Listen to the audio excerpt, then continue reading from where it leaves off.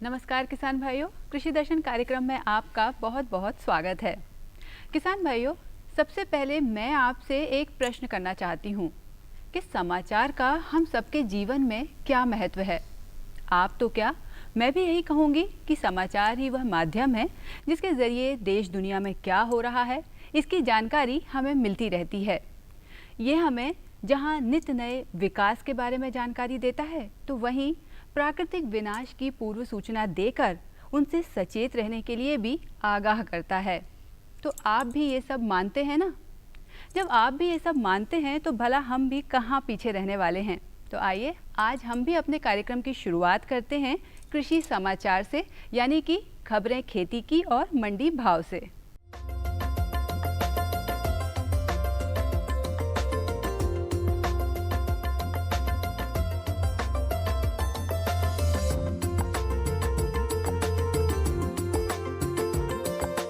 नमस्कार किसान भाइयों, खबरें खेती की में आपका स्वागत है। और चलिए सबसे पहले देखते हैं कृषि से जुड़े कुछ मुख्य समाचार। प्रदेश में वर्षा की स्थिति, पीला मोज़ेक रोग से रोकथाम के उपाय, आंवले की फसल में सामयिक सलाह, लाभकारी व्यवसाय है बकरी पालन और फल पौध रोपण अनुदान योजना। मौसम विभाग से मिली जानकारी के अनुसार 1 जून से 21 अगस्त तक हुई वर्षा के आधार पर 31 जिलों में सामान्य से अधिक वर्षा, 18 जिलों में सामान्य तथा 2 जिलों में कम वर्षा दर्ज की गई है। कम वर्षा वाले जिले बड़वानी और बालाघाट हैं। प्रदेश की खरीफ की मुख्य फसल सोयाबीन में इस समय कहीं कहीं पीला मोज़ेक रोग देखा जा रहा है। इसके कारण फसल पीली पड़ रही है और कहीं कहीं सोयाबीन में अफलन की स्थिति भी है। कृषि विभाग ने किसानों को सलाह दी है कि सोयाबीन, मूंग, उड़द में सफ़ेद मक्खी द्वारा फैलाया जाने वाला पीला मोज़ेक रोग नियंत्रण के लिए रोग ग्रसित पौधों को खेत से बाहर निकालकर नष्ट कर दें व सफ़ेद मक्खियों की रोकथाम के लिए इमिडाक्लोप्रिड 17.8 SL का 600 मिलीलीटर प्रति हेक्टेयर की दर से छिड़काव करने को कहा गया है। और किसान भाइयों, अब आंवले की फसल के लिए सामयिक सलाह। बहुवर्षीय फसलों में आंवले की खेती सबसे ज्यादा फायदेमंद साबित हुई है। अगर समय पर आंवले के पौधे की देखरेख होती रहे तो पौधे भरपूर फल देते रहे हैं। आंवले में 2 प्रकार के फूल आते हैं, नर और मादा। नर फूल वाली शाखाएं फल नहीं देती। शाख के लिए मादा वाली शाखाओं का उपयोग करना चाहिए। जब भी काट छांट करनी हो तो मादा शाखाओं की कटाई छटाई कम करनी चाहिए, जिससे पौधे में मादा शाखाएं अधिक हो जाएंगी और आने वाले समय में अच्छा उत्पादन देंगी। नर और मादा फूलों का अनुपात बिगड़ने पर आंवले में फल कम लगते हैं।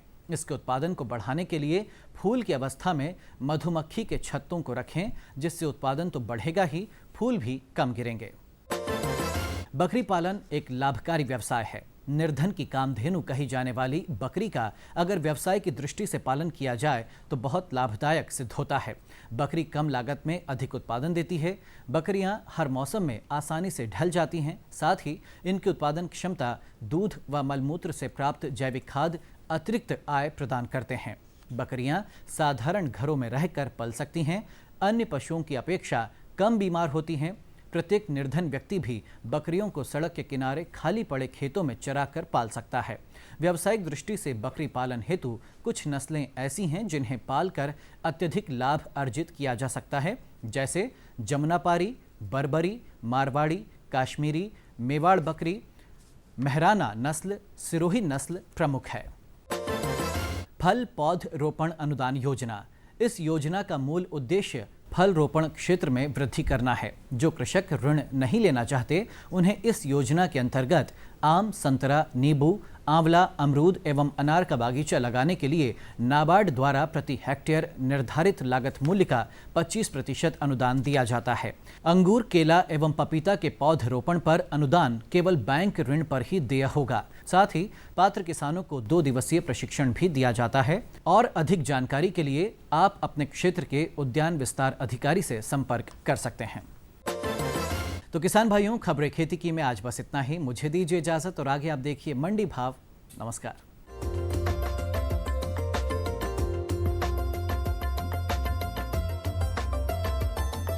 गेहूं के भाव प्रति क्विंटल मंडियों में इस प्रकार रहे। विदिशा में न्यूनतम 1,650 रुपए, अधिकतम 2,000 रुपए। अजयगढ़ में न्यूनतम 1,640 रुपए, अधिकतम 1,660 रुपए। आगर में न्यूनतम 1,720 रुपए, अधिकतम 1,840 रुपए। राजगढ़ में न्यूनतम 1,741 रुपए, अधिकतम 1,786 रुपए रहा। सरसों के भाव प्रति क्विंटल मंडियों में इस प्रकार रहे। सागर में न्यूनतम 3,500 रुपए, अधिकतम 3,650 रुपए। नीमच में न्यूनतम 3,900 रुपए, अधिकतम 4,095 रुपए। गंजबासौदा में न्यूनतम 3,405 रुपए, अधिकतम 3,941 रुपए। गुना में न्यूनतम 4,000 रुपए, अधिकतम भाव भी 4,000 रुपए रहा। सोयाबीन के भाव मंडियों में प्रति क्विंटल इस प्रकार रहे। खंडवा में न्यूनतम 2,876 रुपए, अधिकतम 3,218 रुपए। काला पीपल में न्यूनतम 2,800 रुपए, अधिकतम 3,210 रुपए। खरगोन में न्यूनतम 2,757 रुपए, अधिकतम 3,000 रुपए। और खातेगांव में न्यूनतम 2,620 रुपए, अधिकतम 3,300 रुपए रहा।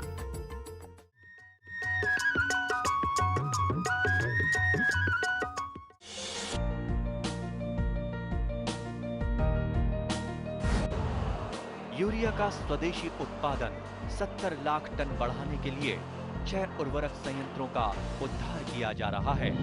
FCIL के गोरखपुर, सिंदरी, तलचर और रामागुंडम संयंत्र, HFCL की बरौनी इकाई और BVFCL की नामरू फोर्थ।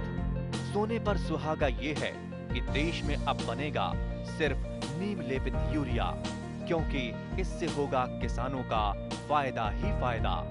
अनाज का उत्पादन 10% तक बढ़ेगा। बढ़ेगी 10 से 15% नाइट्रोजन क्षमता।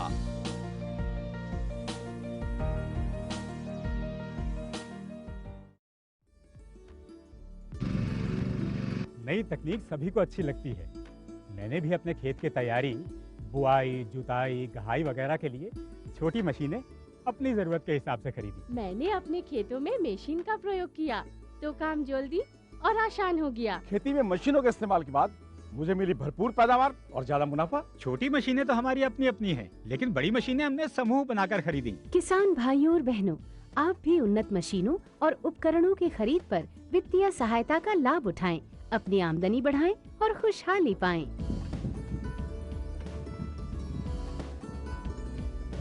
हो गया।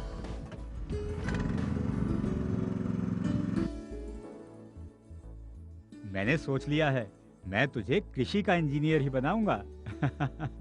नई मशीनें, नए उपकरण आए आपके द्वार, ले लो इनसे अब खूब खुशी और पैदावार।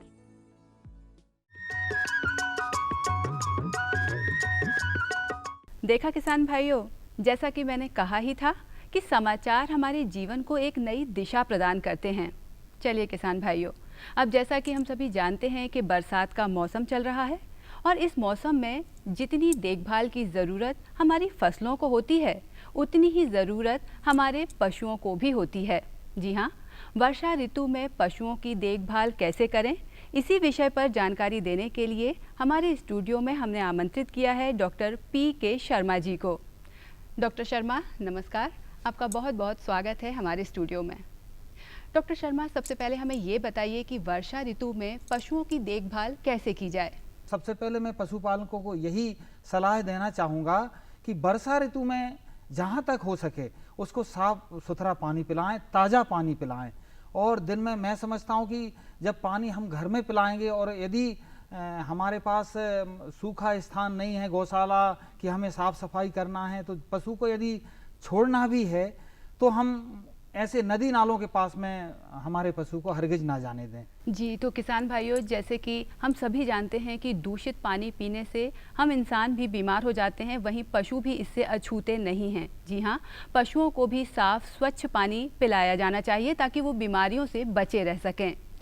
डॉक्टर शर्मा, हम आपसे अब ये जानना चाहेंगे कि इस मौसम में ज़्यादातर कौन सी वो बीमारियां हैं जिनसे हमारे पशु ग्रस्त हो जाते हैं। जी, वर्षा ऋतु से पूर्व में कुछ जैसे वर्षा ऋतु आने का है तो उससे पूर्व की जो ऋतु है, ग्रीष्म ऋतु में ही कुछ ऐसे वैक्सीन हैं, टीके हैं जो पशुओं को लगाए जाते हैं। उनमें प्रमुख रूप से एक HS नाम की बीमारी होती है, हेमोरेजिक सेप्टिसीमिया, जिसको गलघोटू के नाम से भी जाना जाता है। दूसरी साथ ही साथ एक ब्लैक क्वार्टर, जिसको एक टंगिया रोग कहते हैं, या कई आमतौर पर गांव में इसको चुरका नाम से बोलते हैं, क्योंकि इसकी जो चौपाया होते हैं उनके पिछले पैर में ज़्यादातर देखा गया है कि पशु पिछले पैर से लंगड़ाने लगता है। कई बार इसका प्रभाव अगले पैर में भी देखा गया है। जहां पशु के कुछ जो थाई रीजन है, मतलब जिसको हम जांघ कहेंगे, उसके ऊपर स्वेलिंग आ जाती, सूजन आ जाती है, और उस सूजे हुए स्थान पर यदि हम उसको स्पर्श कर कर उसको हाथ से छूकर देखें तो उसमें हल्की सी एक क्रेपिटस साइन कर कर की माने जो चुर चुर की ध्वनि आती है, तो इसलिए इसका नाम चुरका पड़ गया है। तो यह भी बैक्टीरियल बीमारी है। ये इस प्रकार के जो बैक्टीरिया हैं वो इस समय वर्षा ऋतु में ज़्यादा, मतलब जो चारागाह होते हैं, ऐसे स्थान जहाँ पर हमारे कई बार क्या होता है कि गांव में जो चरागाह होते हैं उनके पास में ही पशु, जो चर्मकार लोग होते हैं, मृत पशु को वहाँ पर खोलते हैं, उसको चीरा देकर उसको उसके जो अंगों को निकालते हैं, और जो ऐसे जानवर जो इस प्रकार की बीमारी से मृत्यु को प्राप्त हुए हैं उनका डिसेक्शन, मतलब उनकी चीड़फाड़ नहीं की जाती, गड्ढे में इसको गाड़ा जाता है, और गड्ढे को विधिवत, उसमें गड्ढे को गाड़ने के बाद उसमें मिट्टी से दबा दें उसको, उसमें नमक डालते हैं ताकि वो जो है उसकी हड्डियां, उसके जो अवशेष हैं वह पूरी तरह से गल जाएंगे।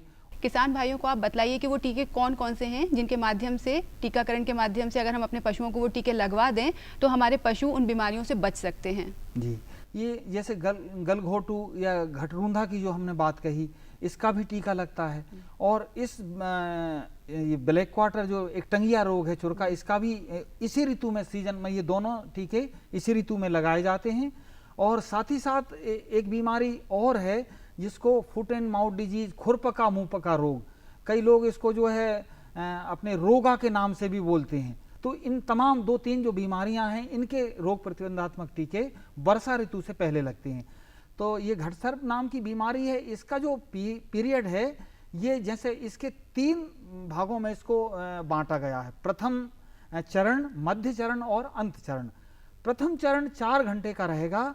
इसमें पशु जैसे श्वास लेने में बेचैनी होगी, गर्दन में स्वेलिंग आ जाएगी, उसके जो स्राव है, नथनों से स्राव आएगा, जीभ से माने सलाइवा जो लार है वो बहेगी, और पशु के शरीर पर यदि हम हाथ रख कर देखें तो तेज बुखार रहेगा पशु के लिए। 104 से 105 डिग्री फ़ारेनहाइट जो है इसका तापमान रहेगा, और पशु गर्दन नीची कर लेगा। साथ ही साथ उसको सांस लेने में जब नकुए समेटता है, आमतौर पर ये लक्षण बिल्कुल पूरी तरह से उसमें पाए जाते हैं। ये मैं जो है अपने पशु पालकों की सुविधा की दृष्टि से ये जो लक्षण बता रहा हूँ, ताकि वो ये समझ बैठें, ये सांस जान लें कि इसका जो इलाज है वह जो है प्रथम चरण और मध्य चरण में संभव आज तक हो पाया है। पर नई कुछ तकनीक ऐसी आ गई हैं कि जैसे हमारे पशुपालक यदि प्रथम चरण में इसको देख लेते हैं तो सघन चिकित्सा के साथ इसको प्रथम चरण, मध्य चरण में बचाया जा सकता है। यदि इसका चरण तृतीय चरण माने अंतिम चरण में यदि आ गया है तो इसके लिए एक शल्य क्रिया की जाती है। शल्य क्रिया एक मतलब एक बहुत कठिन सा भाग हो जाता है, तो ऐसी स्थिति हम निर्मित ना होने दें। तो जैसे ही पशुपालक यदि इसकी हल्की सी छोटी सी यदि जीभ जो है, टंग को मैं टंग बाहर निकाल कर भी आपको बता रहा हूँ, पशु इस प्रकार से जो अपनी जीभ को बाहर करता है और उसको घुटन होती है सांस लेने में, नाक तो पूरी तरह से बंद होती है, वह अपनी श्वास जो है मुंह से लेना शुरू कर देता है और पशु बिल्कुल छटपटाता है, तो तुरंत पशु चिकित्सक को आप बुलाएं। गौशाला की जो साफ सफाई है वो किस तरह से की जाए, क्योंकि मुझे लगता है कि साफ सफाई से भी हम अपने पशुओं को काफी हद तक रोगों से बचा सकते हैं। ये जो गोबर है, मूत्र है और वहाँ पर इस प्रकार की जो गंदगी है, यह एक हमारे जो बैक्टीरिया हैं, प्रोटोजोआ हैं, इनको बढ़ाने के लिए माध्यम का काम करती है। तो इस प्रकार से जैसे हमारी गौशाला है, हमने पशु को बाहर किया और उसको अच्छे से उसको साफ कर दिया।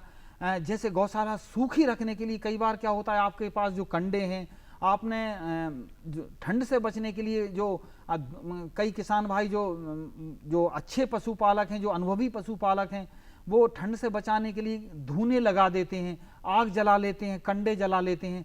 तो उन कंडों से जो बची हुई राख है, तो उसको नियमित साफ सफाई के बाद उसको छिड़क कर जो है काफ़ी हद तक हम उस जो गीलापन है उसको मिटा सकते हैं। साथ ही साथ आपके भूसा तो थोड़ा सा बर्बाद होगा, बर्बाद हम उसको कह नहीं सकते क्योंकि पशु का स्वास्थ्य भी जुड़ा है।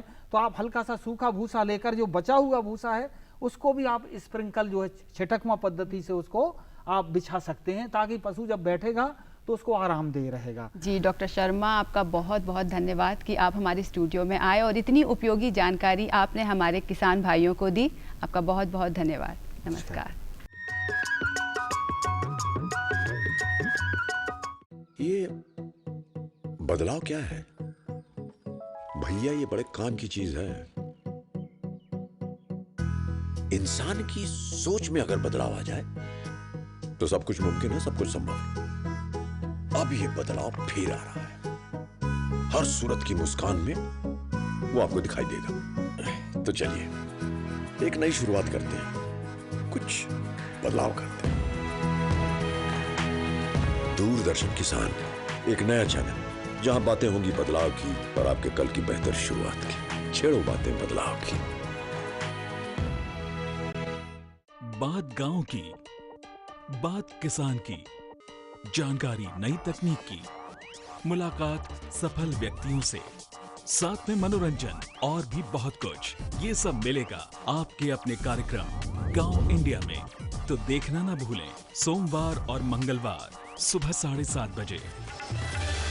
डीडी किसान, बदलते भारत की शान।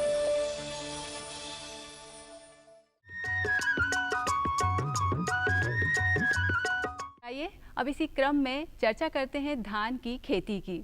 यदि हम विगत 50 वर्षों का इतिहास उठाकर देखें तो हम पाते हैं कि धान की खेती में समय समय पर नए नए तरीकों को ईजाद किया गया है। पारंपरिक खेती से अब हम SRI पद्धति पर आ चुके हैं।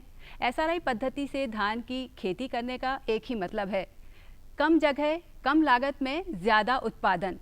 धान की SRI पद्धति क्या है और इससे हमारे किसान भाई किस तरह से लाभान्वित हो सकते हैं, इसकी जानकारी देने के लिए आइए हम आपको लिए चलते हैं नवी बाग, जहां से हमें और जानकारी दे रहे हैं हमारे विशेषज्ञ सूची गंगवार जी। धान की श्री पद्धति क्या है, ये कहाँ से आई है, इसके बारे में हम यहाँ पे चर्चा करेंगे।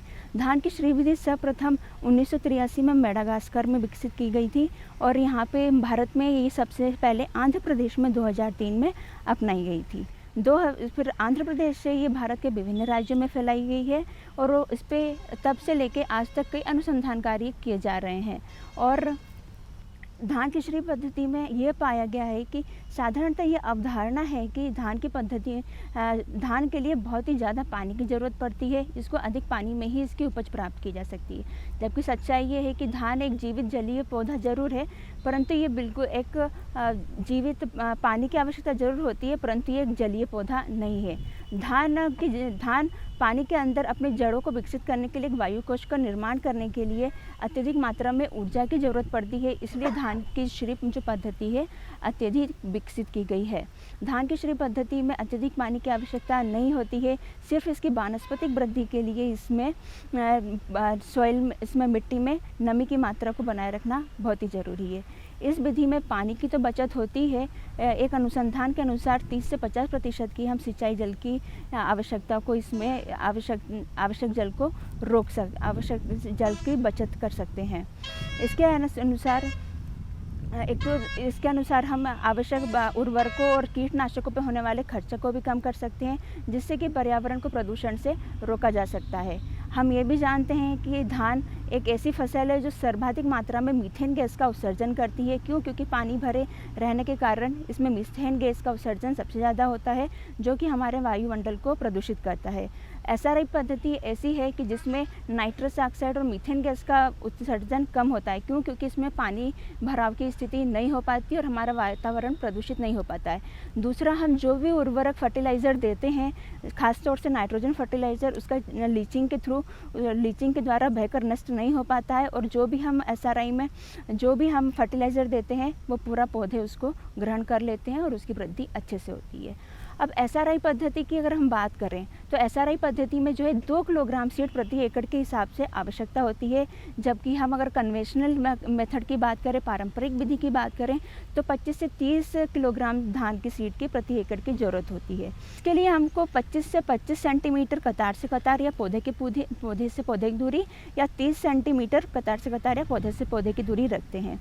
इसमें पर्याप्त दूरी होने की वजह से पौधे की जड़ें जो गहराई तक चली जाती है, गहराई से पौधे आवश्यक पोषक तत्वों का अवशोषण करके पौधे के ऊपरी भाग तक पहुंचाती है, जिससे कंसों की संख्या ज़्यादा निकलती है। अगर हम पारंपरिक विधि से इसकी तुलना करें तो जहां पारंपरिक विधि में 10 से 15 कंसे एक पौधे में आते हैं, वही SRI पद्धति में 60 तक कंसे एक पौधे में आते हैं।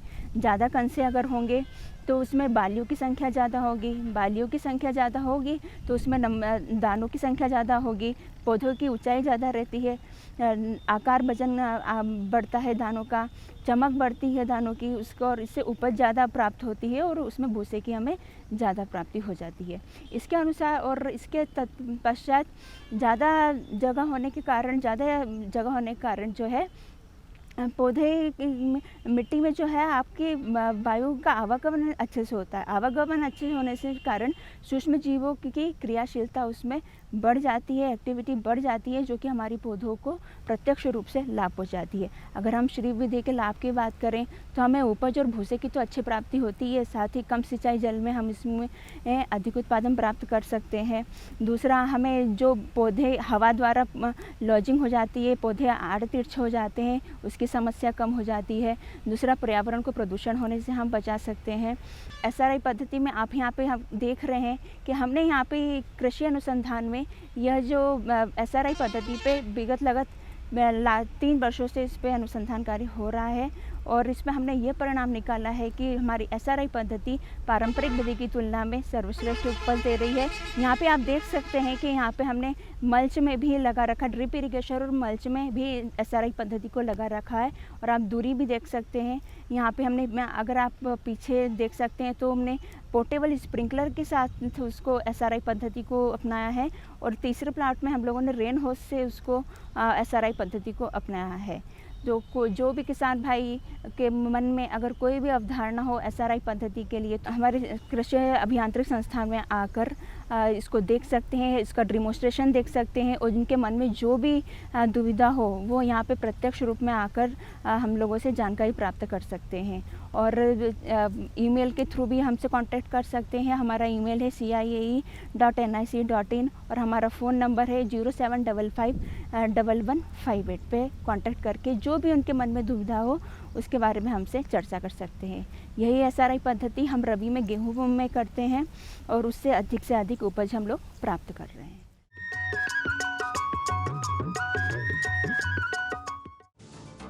धरती पर अवतार बनकर जन्म लेते हैं कुछ ऐसे जांबाज, ये जज्बे और जुनून से खुद लिखते हैं अपनी तकदीर। ऐसे किसानों की गौरव गाथा देखिए कदमों में आसमां, हर गुरुवार रात 9:30 बजे DD किसान पर।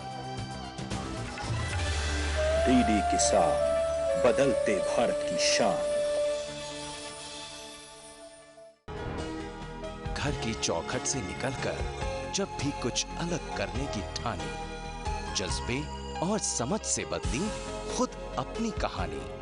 चाहे हो पुरानी परंपरा को बचाना या फिर हो घर के खर्च को चलाना, चुनौतियों को पार कर जिंदगी में था आगे जाना। हर ग्रामीण महिला बनी मिसाल। देखिए इनके संघर्ष की दास्तान, सच होंगे सपने। हर शुक्रवार रात 9:30 बजे DD किसान पर। DD किसान, बदलते भारत की शान। गर्व भारत के विकास का।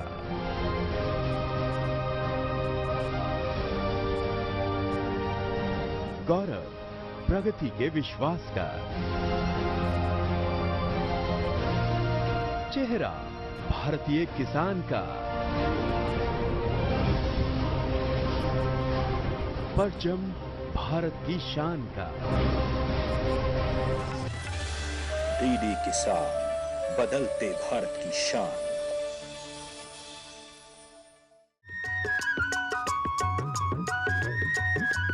किसान भाइयों, हमें पूरा विश्वास है कि हमारा आज का ये कार्यक्रम आपको ज़रूर पसंद आया होगा और आप इससे ज़रूर लाभान्वित भी होंगे। यदि आपके कुछ सुझाव हैं तो आप पत्रों के माध्यम से हम तक पहुंचा सकते हैं। पत्र व्यवहार के लिए हमारा पता नोट कर लीजिए। कार्यक्रम कृषि दर्शन द्वारा निदेशक, कमरा number 4, Doordarshan Kendra, Shyamla Hills, Bhopal. Pin code है 462013। और इसी के साथ अगले कार्यक्रम तक मुझे दीजिए इजाज़त। नमस्कार।